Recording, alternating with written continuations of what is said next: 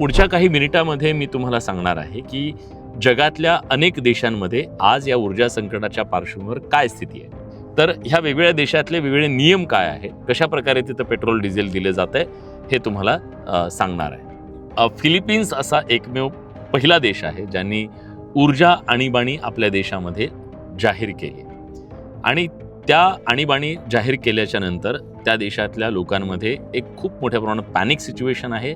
लोकांनी तिथं अन्नधान्य साठवायला सुरुवात केलेली आहे, त्यामुळे साठेबाजी तिथं खूप मोठ्या प्रमाणामध्ये सुरू झाली आहे. ही फिलिपिन्समधली गोष्ट होती. यानंतर जपानमधली परिस्थिती सुद्धा गंभीर बनत चाललेली आहे. जपानमध्ये केवळ 3 आठवडे पुरेल इतकाच गॅस साठा त्यांच्याकडे आहे आणि जो रिझर्व्ह स्टॉक होता त्यांचा, त्या रिझर्व्ह स्टॉकमधून आता पेट्रोल आणि डिझेल वापरण्याला त्यांनी सुरुवात केलेली आहे. यानंतर येऊया आपल्या शेजारच्या पाकिस्तानकडे. पाकिस्तानमध्ये तर तुम्हाला माहिती आहे की पेट्रोल डिझेलच्या सोबतच त्यांच्याकडे आणखीन 2 मोठ्या टंचाई निर्माण झालेल्या आहेत, गहू आणि युरियाच्या संदर्भातल्या.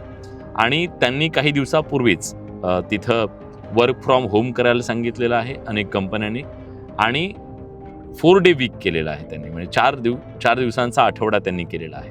अशीच काहीशी स्थिती ही श्रीलंकेत सुद्धा आपल्याला दिसते. श्रीलंकेमध्ये सुद्धा 4 डे वीक्स करण्यात आलेला आहे आणि पेट्रोल आणि डिझेल देण्याच्या संदर्भात त्यांनी एक नवा नियम केला. त्यांचा नियम असा आहे की त्यांनी एक QR कोड दिलेला आहे.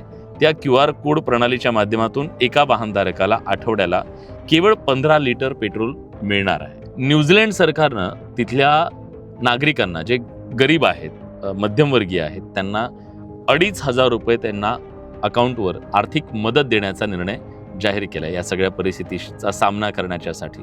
म्यानमारमध्ये तिथल्या सरकारनं पेट्रोल आणि डिझेलच्या संदर्भात ऑड इव्हन अशा प्रकारचा नियम लागू केलेला आहे. एका दिवशी ऑड नंबर असलेल्या वाहनांना पेट्रोल डिझेल दिलं जाईल, तर दुसऱ्या दिवशी इव्हन नंबरची जी वाहनं आहेत त्यांना पेट्रोल डिझेल दिलं जाईल.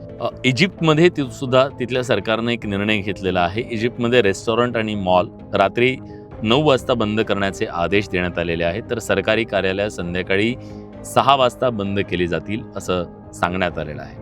तर जगातल्या अनेक देशांमध्ये हे जे ऊर्जा संकट आहे ते गहिरं बनतं.